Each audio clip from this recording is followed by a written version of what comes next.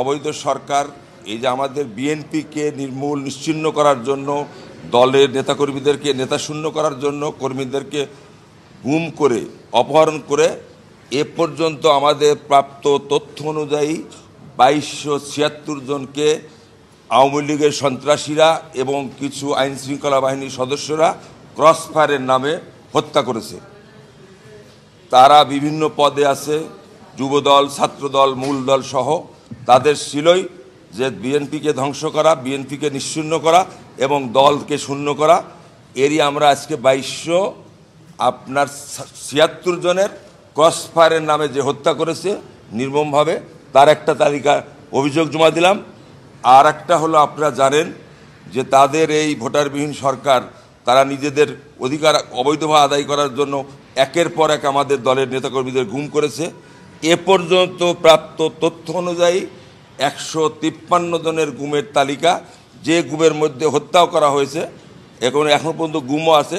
তা আমরা আসামির সংখ্যা উল্লেখ করেছি, ওই মন্ত্রী সহ সর্বশেষ তাদের যারা আইন শৃঙ্খলা বাহিনী জড়িত আছে নাম দিয়ে দেওয়ার করে দিয়েছি। আমরা আজকে এখানে আমাদের দলের পক্ষ থেকে আমাদের বিএনপির সম্মানিত মহাসচিব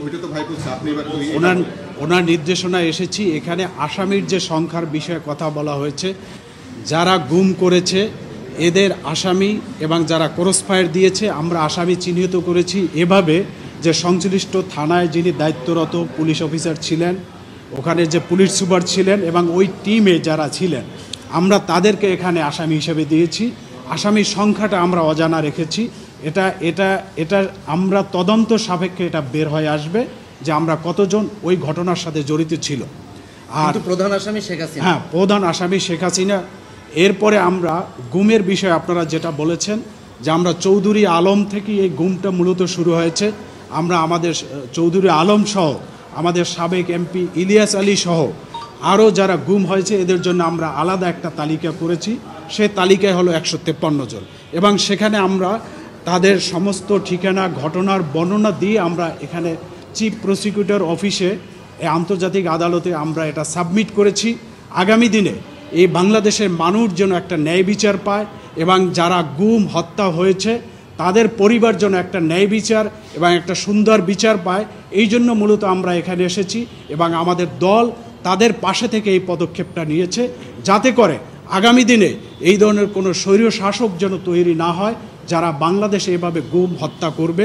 আমরা সহযোগিতা চাচ্ছি আমাদের মিডিয়া বন্ধুদের, আপনাদের মাধ্যমে আমরা সেই 2008 সাল থেকে এই ঘটনার সাথে যারা জড়িত আছেন আপনারাও আমাদেরকে সহযোগিতা করবেন, যাতে করে আপনারা প্রশিক্ষণ, তারপরে বিচার বিভাগ সব মিলে এই সমস্ত গুম হত্যার জন্য একটি সুন্দর বিচার করতে পারে। ভাই, এই 2276-এর যে ফিগারটা আপনারা দিয়েছেন এর মধ্যে শুধু 153 গুম, আমাদের কি একটু ভাগ করে বলতে পারবেন?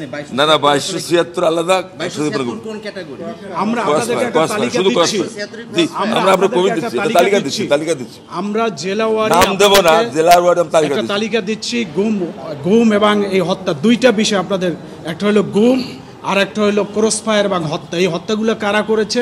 আইনশৃঙ্খলা বাহিনী করেছে, আওয়ামী লীগ যুবলীগের নেতাকর্মীরা করেছে। এই জন্য আমরা দুইটা তালিকা করেছি, আমরা আপনাদেরকে দিব এবং প্রয়োজন বোধে আপনারা আমাদের সাথে যোগাযোগের জন্য আমাদের নাম্বার নিয়ে যেতে পারেন।